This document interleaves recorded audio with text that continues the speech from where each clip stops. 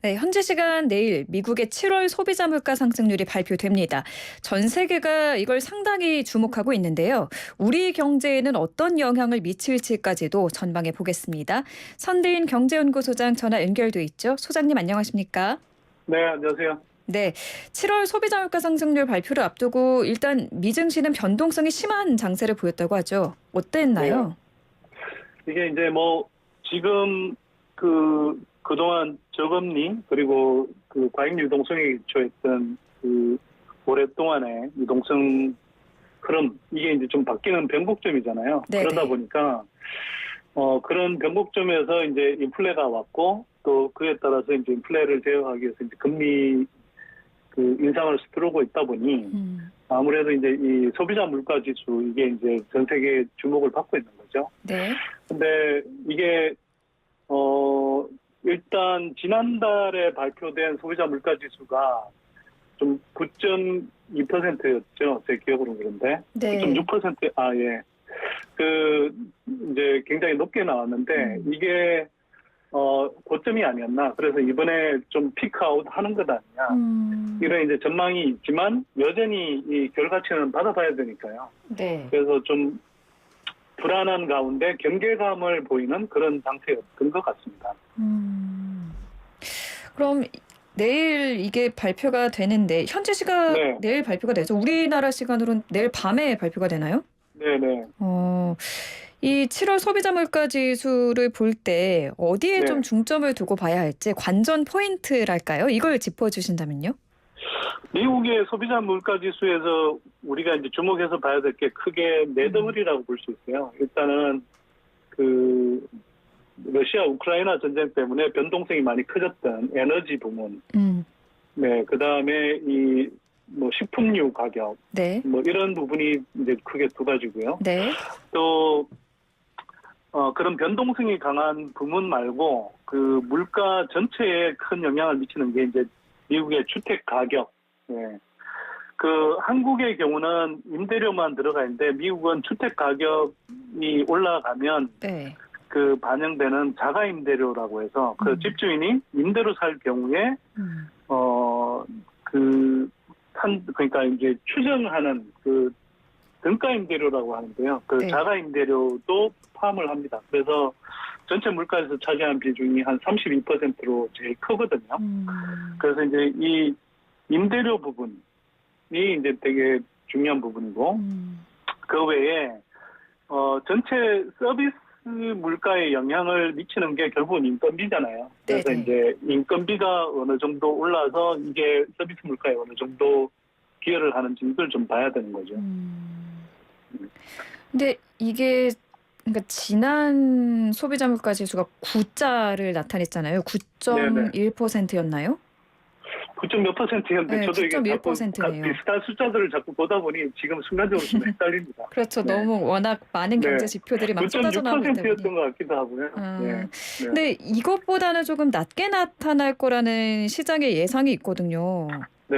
또 그리고 이제 예상 소비자 물가 지수도 지금 낮게 네. 나타났다고 하니까 기대 네. 인플레이션이 좀 하락을 네네. 하면서 물가가 고점을 찍고 꺾였다라는 인식이 좀 많은 것 같은데 지금 미국의 물가 수준은 어느 정도인가요? 그러니까 미국 물가는 뭐 잘 아시겠지만 지난해 하반기부터 이제 김박지를 시작했고요. 특히 올 들어서 그 러시아 우크라이나 전쟁 사태가 이제 벌어지면서 에너지와 식품류 가격을 중심으로 해서 이제 굉장히 가파르게 올랐죠. 그러다 보니까 이제 좀 상대적으로 일시적으로 물가가 오르다 끝나지 않을까 했던 것들이 상당히 좀 더 상승세가 길어졌고 네. 좀 더 높은 수준까지 올라온 거죠. 그런데 최근 한두 달 사이에 그 러시아 우크라이나 사태가 좀 안정화됐다고 할까요? 그러면서 뭐 원유 가격이 이제 가파르게 떨어지고 있고 또 최근에는 그 유엔 식량 농업 기구가 발표한 걸 보면 그 각종 그 곡물류 가격 지수가 네. 가파르게 또 하락하고 있습니다. 특히 이제 최근에 우크라이나가 이제 곡물 수출을 재개를 했는데요. 네네. 우크라이나가 잘 알다시피 이제 중요한 농업 생산국이거든요. 우크라이나가 이제 곡물 수출을 재개하면서 2008년 10월 이후로 가장 큰 하락폭을 나타냈습니다. 그래서 아마 이제 소비자 물가 지수는 이런 이 뭐 원유 가격이라든지 또는 식료 가격 이런 것들이 이제 뭐 변화한 다음에 그 한 달 지연돼서 이제 반영하기 때문에 상대적으로 이들 원유 가격 네. 또는 이제 식품료 가격이 이에 비해서는 조금 더 후행적으로 발표되는 지표인 거거든요. 네.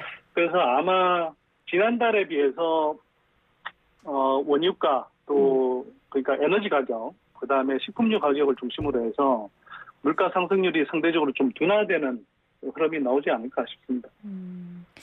에너지와 식품류 가격이 조금 떨어지다 보니까 상대적으로 둔화된 지표가 나타날 것이다라고 전망을 해주셨습니다. 근데 이 기대 인플레이션이 상당히 중요하다고 하잖아요. 네네. 이 낮게 조금 그러니까 앞선 결과보다 조금 낮게 나타난 기대 인플레이션이 실제 그 소비자 물가 지수에도 좀 영향을 많이 미칠까요? 당연히 그렇게 봐야겠죠. 왜냐하면 기대 인플레라는 것은 말 그대로 사람들이 1년쯤 후에 어느 정도 인플레가 발생할까 이걸 이제 나타낸 수치라고 보면 되는데요. 이걸 측정하는 뭐 지표는 다양한 방식으로 여러 가지가 있습니다. 근데 이제 뭐 가장 최근에 발표된 건 그 뉴욕 연방준비은행에서 이제 발표한 기대 인플레이션율 조사가 네. 이번 조사에서는 지난달에는 6.8%로 나왔는데 이번 달에는 6.2%로 한 0.6% 정도, 0.6%포인트 정도 이렇게 내리는 걸로 나왔거든요. 네. 예, 한 달간의 변화는 상당히 좀 가파르게 나타난 거고요.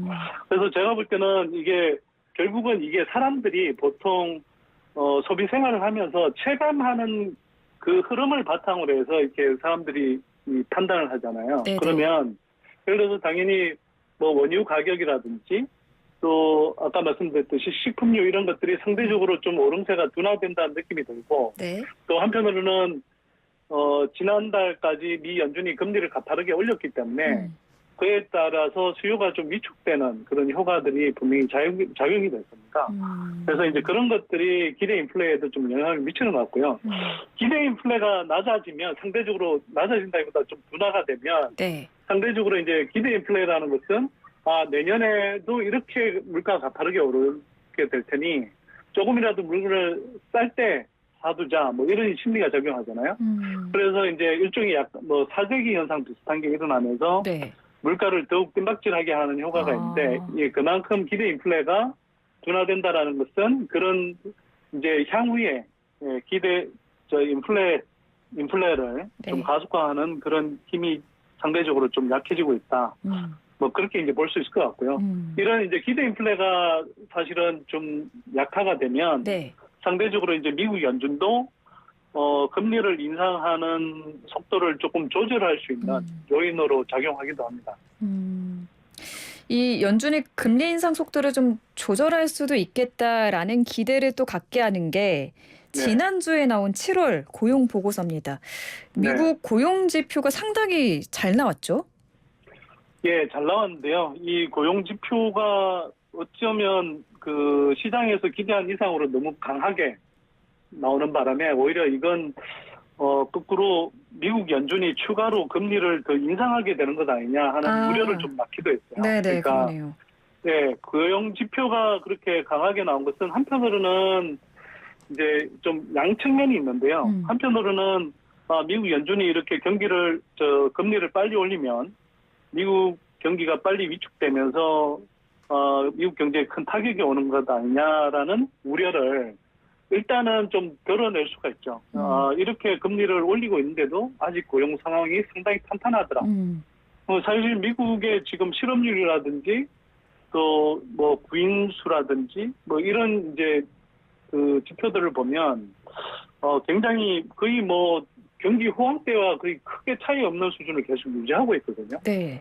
예, 그래서 이제 경기 침체 우려는 상대적으로 좀 드러내는데 한편으로는 거꾸로 보면 이렇게 미 연준 입장에서 이렇게 자이언트 스텝을 계속 거푸 밟아도 고용 시장이 이렇게 탄탄하니 자이언트 스텝을 좀 더 밟아도 네, 고용 상황이 괜찮은 것 아니야? 이런 이제 뭐 판단을 할 수 있는 거고요. 그리고 실제로 미 연준의 이제 이사들이 그 지표들이 나온 전후에서 이제 8월에는 사실 이제 미 연준이 금리 인상 회의를 이제 쉬는데요. 네네. FOMC라고 하는데 그걸 쉬는데 9월에 이제 다시 열립니다. 그러면 9월에 다시 한번 자이언트 스텝을 밟을 수도 있는 것 아니냐. 이런 우려가 이제 또 동시에 나온 거죠. 그래서 이제 시장이 좀 뭐 특히 주식 시장을 중심으로 해서 결국 이제 그 좀 불안감이 또는 불확실성이 계속 이제 팽배해지면서 약간 경계감을 보이는 그런 시장 흐름이 지속이 되고 있는 거죠. 그러니까 지금 뭐 연이어 자이언트 스텝을 밟았는데도 이렇게 네. 노동시장이 강력하단 말이야 이러면서 좀 연준이 경기 침체에 대한 우려 없이 고강도 긴축을 이어갈 수 있는 어떻게 보면 그런 여건이 만들어진 거네요. 그렇죠. 그런 명분을 또 제공할 수도 있기 때문에 특히나 그 지난번 자이언트 스텝을 밟고 나서 그 제롬 파월 미 연준 의장이 네. 뭐 그 후에 이제 이 그 기자회견에서 이야기한 내용을 보면 앞으로는 그 포워드 그러니까 이 선제적인 어떤 가이던스를 주기보다는 향후에 발표되는 지표들을 보면서 좀 판단하겠다 이렇게 이제 이야기를 했거든요. 네. 그래서 그런 면에서 보면 고용 지표도 되게 중요하고요. 또 아까 말씀드렸다시피 이제 CPI 소비자 물가 지수 이런 것도 중요한데 고용 지표를 보면 뭐 추가로 좀 자이언트 스텝을 밟을 수도 있는 것 아니냐 네. 이런 식의 이제 우려를 좀 낳고 있는 거죠. 또 미국 생산자 물가 지수 PPI라고 하는 지수도 발표가 되잖아요. 이거는 어떤 지수인가요? 지표인가요? 우리가 이제 뭐 쉽게 생각하면 이렇습니다. 이른바 이제 우리가 소비하는 물가, 그러니까 일반인들이 소비하는 물가가 우리가 흔히 말하는 소비자 물가인 거고요. 네. 그런데 기업들은 또 각종 원자재, 원재료를 이제 사용해서 그걸 생산할 때 들어가는 비용이 있잖아요. 예, 그 관점에서 이제 작성하는 그 물가라고 할 수 있는데요. 기본적으로는 생산자 물가가 소비자 물가 흐름에 좀 선행합니다. 그러니까 예를 들어서 뭐 한번 생각해 보시면 원유 가격이 올라가면 그 원유를 사용해서 생산해야 되는 기업들의 생산자 그러니까 그 기업들의 어떤 생산 비용도 올라갈 수밖에 없겠죠. 네네. 그러면 당연히 이제 이 생산자 물가가 오르는 흐름이 나타나고 거꾸로 원유 가격이 떨어지면 이 생산자 물가도 상대적으로 떨어지는 흐름이 나타나거든요. 그래서 이게 소비자 물가에 좀 더 선행해서 움직이는데 지금 생산자 물가 지수가 상대적으로 조금 더 가파르게 떨어지고 있습니다. 그래서 그런 의미에서도 소비자 물가 지수가 좀 피크아웃을 하는 것 아니냐 이런 좀 전망을 낳고 있는 거죠. 그런데 연준이 만약에 9월 FOMC에서 금리를 0.25%포인트 이상 올리기만 해도 한미 간 금리 역전 현상이 계속 지속이 되는 건데 지금 우리 시장에서 그 외국인 자금 이탈을 상당히 우려를 했는데 아직까지는 나타나고 있지 않은 상황이죠? 예, 뭐 제가 얼마 전에 저 생생경제 연결했을 때도 비슷한 말씀을 좀 드렸었는데 한국 경제의 규모도 상당히 좀 많이 커져 있습니다. 그리고 미국이 좀 주도적으로 이제 금리를 올리고 있지만 거꾸로 아직은 뭐 일본 같은 경우는 미동도 하지 않고 있고요. 뭐 유럽 중앙은행 같은 경우도 뭐 일단 조금 올리기는 시작했습니다만 여전히 인상 속도가 느리죠. 근데 거기에 비해서는 한국은 상당히 이제 금리를 올려 있는 상태이기 때문에 뭐 전반적으로 이제 좀 국가 간의 비교를 해보면 미국에 비해서는 금리 인상 폭이 지금 오히려 이제 역전이 돼 있는 상황이긴 하지만 다른 나라들에 비해서 크게 절대적으로 되게 이제 좀 뒤처져 있는 상황은 아니어서요. 이게 좀 글로벌하게 이제 자금이 움직이는 그 채권 시장 흐름을 볼 때는 당장 이제 뭐 한미 간의 금리가 역전됐으니까 한국 시장을 떠나야지 이런 판단이 바로 일어나지는 않습니다. 제가 볼 때는 대략 한 미국하고 한국의 금리 차가 1% 정도 이내에서는 이게 장기화되지만 않는다면 그렇게 막 이게 그 외국인 자금 유출로 급속한 외국인 자금 유출로 이어질 거라고 생각이 되지는 않고요. 다만 이제 한국 경제 자체적으로 좀 큰 문제가 생긴다고 한다면, 예를 들면 뭐 부동산 시장 이 하락이 가속화된다. 뭐 그래서 이제 금융권에서 상당히 좀 불안한 조짐이 나타난다. 이러면 다를 수 있지만 현재 상태로는 아직은 이것 때문에 뭐 이제 급속한 자금 유출이 일어나기는 지는 않을 것 같다. 이런 생각이 좀 듭니다.